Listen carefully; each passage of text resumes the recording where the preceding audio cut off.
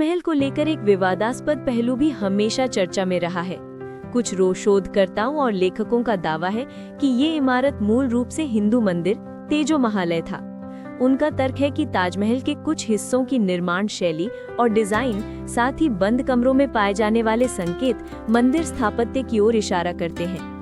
ये दावा 1970-1980 के दशक में विशेष रूप से पॉपुलर हुआ और इसके बाद 2000 से 2020 तक कई कानूनी और शोध संस्थाओं की बहस में रहा। याचिकाएं अदालतों में दायर की गई, जिसमें ताजमहल के बंद कमरों को खोलकर हिंदू मूर्तियों या प्रमाणों की खोज करने की मांग की गई। लेकिन आर्कियोलॉजिकल सर्वे ऑफ इंडिया और सर्वोच्च न्यायालय ने स्पष्ट रूप से कहा कि ऐसे दावों का कोई पुरातात्विक या ऐतिहासिक आधार नहीं है। तेजो महालय विवाद ये दर्शाता है कि इतिहास में कभी-कभी विभिन्न दृष्टिकोण और विवाद पैदा होते हैं। बावजूद इसके, अधिकांश विद्वान और ऐतिहासिक दस्तावेज ये स्पष्ट करते हैं कि ताजमहल मुगल कालीन मकबरा है और इसका मुख्य उद्देश्य प्रेम और सम्मान की अमर स्मारक बनाना था। ताजमहल का संदेश। ताजमहल हमें ये सिखाता है कि सच्चा प्रेम, मानव रचनात्मकता और संस्कृति की अभिव्यक्ति समय की सीमाओं से परे जा सकती है। ये स्मारक केवल एक मकबरा नहीं है, बल्कि कला, इतिहास और मानवीय भावना का अमर संगम है। प्रेम की कहानी और विवाद दोनों ही हमें ये याद दिलाते हैं कि इतिहास बहुआयामी होता है और उसे समझने के लिए दृष्टिकोण, प्रमाण और संवेदनशीलता दोनों जरूरी है। ताजमहल प्रेम, कला और इतिहास का अमर संगम है। ताजमहल केवल एक भव्य इमारत नहीं है, ये मनुष्य की भावनाओं, सृजनात्मकता और इतिहास का अद्भुत मिश्रण है। ये स्मारक हमें ये याद दिलाता है कि सच्चा प्रेम समय और मृत्यु की सीमाओं से परे होता है। प्रेम की अमर कहानी। ताजमहल शाहजहां और मुमताज महल के अमर प्रेम की निशानी है।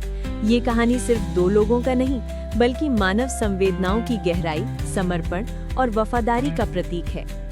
शाहजहां की मुमताज के प्रति भावना इतनी गहरी थी कि उनके लिए बनाई गई ये इमारत आज भी विश्व भर के लोगों के दिलों में जीवित है। ये हमें सिखाती है कि प्रेम के लिए किए गए कार्य और भावनाएं अमर हो सकती हैं और पत्थर, संगमरमर और कला के माध्यम से मानव इतिहास में स्थायी रूप ले सकती हैं। वास्तुकला और कला का चमत्कार। ताजमहल न केवल प्रेम की कहानी बताता है, बल्कि यह भारतीय और मुगल स्थापत्य कला का सर्वोच्च उदाहरण है। सफेद संगमरमर, गुंबद, 4 मीनारे, विशाल बाग और कीमती रत्न इस स्मारक को न केवल भव्य बनाते हैं, बल्कि इसे विश्व भर में अद्वितीय भी बनाते हैं। इसका समरूप डिजाइन, रोशनी के अनुसार बदलता रंग और 4 बाग शैली के बगीचे दर्शकों को शांति, भव्यता और सौंदर्य का अनुभव कराते हैं। ताजमहल दर्शाता है कि मानव रचनात्मकता समय की सीमाओं को पार कर सकती। ताजमहल, अमर प्रेम और अद्भुत स्थापत्य का चमत्कार। साल था 1631 ईस्वी। भारत के विशाल मुगल साम्राज्य का शाही दरबार अपने वैभव और भव्यता के लिए प्रसिद्ध था।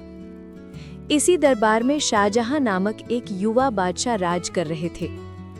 उनका दिल केवल साम्राज्य के लिए नहीं, बल्कि अपनी पत्नी मुमताज महल के लिए भी धड़कता था। मुमताज महल उनकी तीसरी पत्नी थी, लेकिन दिल से सबसे प्रिय। उनकी सुंदरता, बुद्धिमत्ता और करुणा के कारण शाहजहां उन्हें जीवन भर अपने दिल के बेहद करीब मानते थे। वो हर युद्ध और यात्रा में उनके साथ रहती थी, हर राजनैतिक और सामाजिक कार्यक्रम में उनका मार्गदर्शन करती थी। शाहजहां की खुशियां मुमताज के साथ जुड़ी हुई थी। उनका हंसना, उनकी सलाह, उनकी उपस्थिति, सब कुछ शाहजहां के जीवन का अभिन्न हिस्सा था। लेकिन किस्मत को कुछ और मंजूर था। 17 जून 1631 का दिन शाहजहां के जीवन का सबसे दुखद दिन बन गया। जब मुमताज अपने 14वें बच्चे को जन्म दे रही थी, उनका निधन हो गया। शाहजहां का दिल टूट गया। उन्होंने पूरे साम्राज्य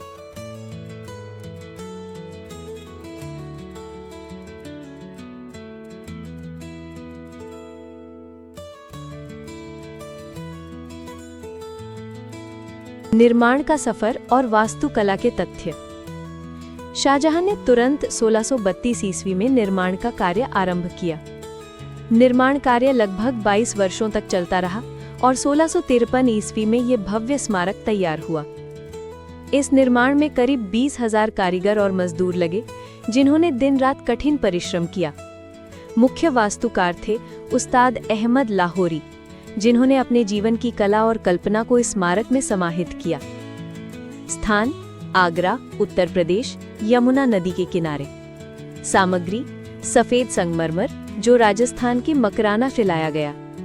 सजावट तुर्की, फारस, चीन और श्रीलंका से लाए गए रंगीन कीमती पत्थर जैसे लैपिस लाजुली, जेड, नीलम आदि। ताजमहल की निर्माण प्रक्रिया केवल एक मकबरे का निर्माण नहीं थी, बल्कि ये एक कला, विज्ञान और वास्तुकला का अद्भुत संगम था। सभी संरचनाएं इतनी सटीक माप पर बनाई गई थी कि किसी भी कोण से देखने पर यह पूर्ण समरूप दिखाई देता है। ताजमहल की अद्भुत विशेषताएं। 1. 4 मीनारें। मकबरे की चारों मीनारें थोड़ी बाहर की ओर झुकी हुई हैं। इसका उद्देश्य था कि अगर कभी भूकंप आए तो मीनारें मुख्य गुंबद को नुकसान न पहुंचाए। 2. गुंबद की ऊंचाई। मुख्य गुंबद की ऊंचाई लगभग 73 मीटर यानी 240 फुट है। ये न केवल ऊंचाई में भव्य है, बल्कि स्थापत्य के दृष्टिकोण से भी अद्भुत संतुलन दर्शाता है। 3. रंगों का जादू। संगमरमर की खासियत है कि ये रोशनी के अनुसार रंग बदलता है। सुबह गुलाबी रंग, दिन में चमकदार सफेद, रात में हल्का सुनहरा।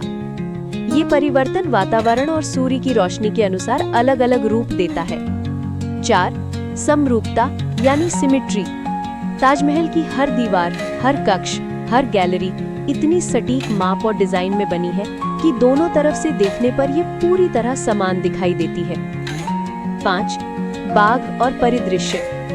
ताजमहल के चारों ओर 4 बाग शैली में बाग बने हैं। ये बाग स्वर्ग के प्रतीक हैं और यमुना के पानी के साथ मिलकर पूरे परिसर को एक शांति और समरसता का अनुभव देते हैं। शाहजहां का अंतिम समय बीतता गया, लेकिन शाहजहां अपनी प्रिय रानी की यादों में हमेशा खोए रहे। बाद में उनके बेटे औरंगजेब ने उन्हें आगरा किले में नजरबंद कर दिया। वहीं से शाहजहां हर दिन यमुना के पार से ताजमहल को निहारते थे और मुमताज की याद में विलाप करते थे।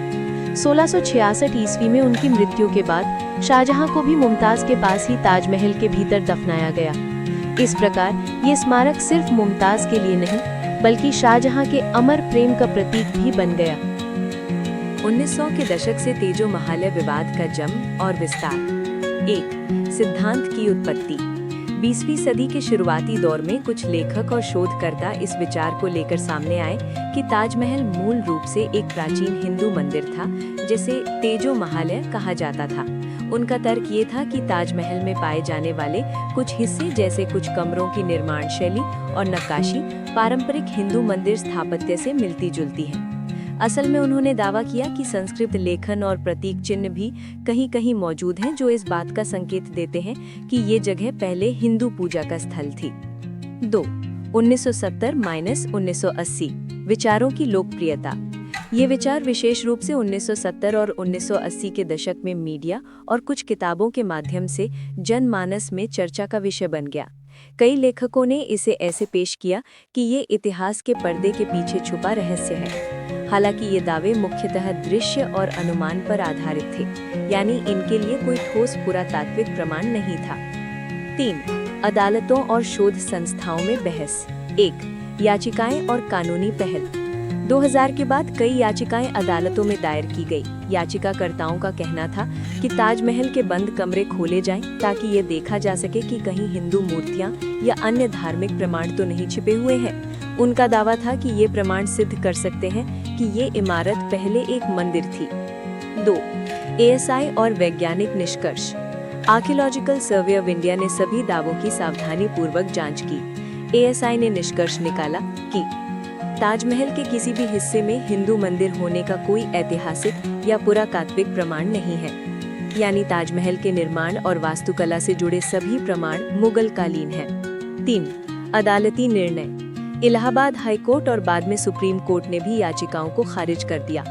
अदालतों का कहना था कि ये मामला इतिहास को पुनर्लिखित करने जैसा है और इस तरह के दावे ठोस प्रमाण पर आधारित नहीं है। अदालतों ने स्पष्ट किया कि सर्वेक्षण और दस्तावेज स्पष्ट रूप से दिखाते हैं कि ताजमहल एक मुगल मकबरा था, न कि कोई हिंदू मंदिर। 4. विवाद की समग्र स्थिति। तेजो महालय सिद्धांत के समर्थक ये दावा करते रहे कि कुछ डिजाइन और बंद कमरे पुराने मंदिर के संकेत देते हैं, लेकिन वैज्ञानिक और ऐतिहासिक प्रमाण इसे निराधार मानते हैं। वर्तमान में ये सिद्धांत इतिहास में एक विवाद के रूप में मौजूद है, जबकि ताजमहल की प्राचीन मुगल कालीन पहचान प्रबल है।